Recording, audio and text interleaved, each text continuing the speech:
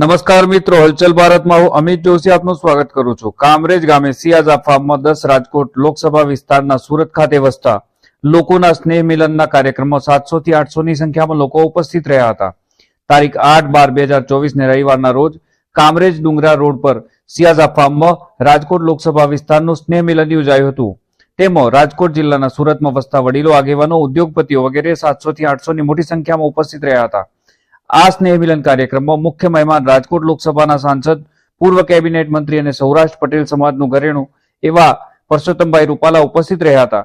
સમારંભમાં વિશેષ હાજરી વિપુલભાઈ ભુવા, દિનેશભાઈ બાંભણિયા, વિપુલભાઈ પારખિયા, કિસાન મોરચા સભ્ય રમેશભાઈ સિંગાડા વગેરે ઉપસ્થિત રહ્યા હતા અને કાર્યક્રમને સફળ બનાવ્યો હતો।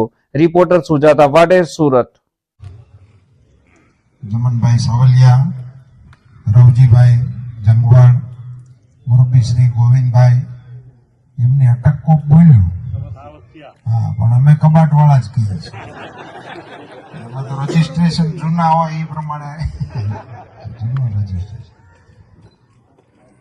ભાઈ શ્રી મનસુખભાઈ પાંભાર, દિવ્યેશભાઈ સાવલિયા, રમેશભાઈ સિંગાળા, વિપુલભાઈ ધોંગા, અમારે રમેશભાઈ તાલુકા પંચાયતના સભ્ય છે, પણ સોશિયલ મીડિયામાં આવો હિંમત વાળો જણ ન જોવા મળે।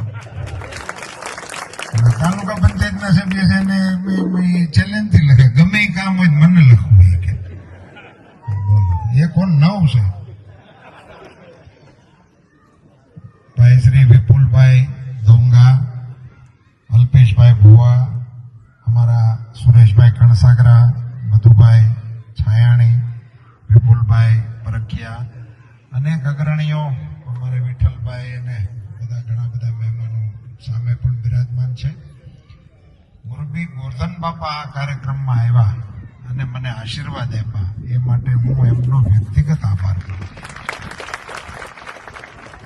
આવી 4 પેઢીઓ હારે રહેતી હોય ને, એ મોટી આનંદની વાત કહેવાય, ખૂબ ખુશી થવા જેવો પ્રસંગ લાગે। એટલે હું અહીંયા તમારા ફળિયામાં આવ્યો ને એનો મને આનંદ છે કે તમારા દાદા અહીંયા મંચ પર ઉપસ્થિત છે, માતાજીની દયાથી નરવા છે અને આપ સૌને એમના આશીર્વાદ પ્રાપ્ત છે, એનો લાભ મને પણ તમે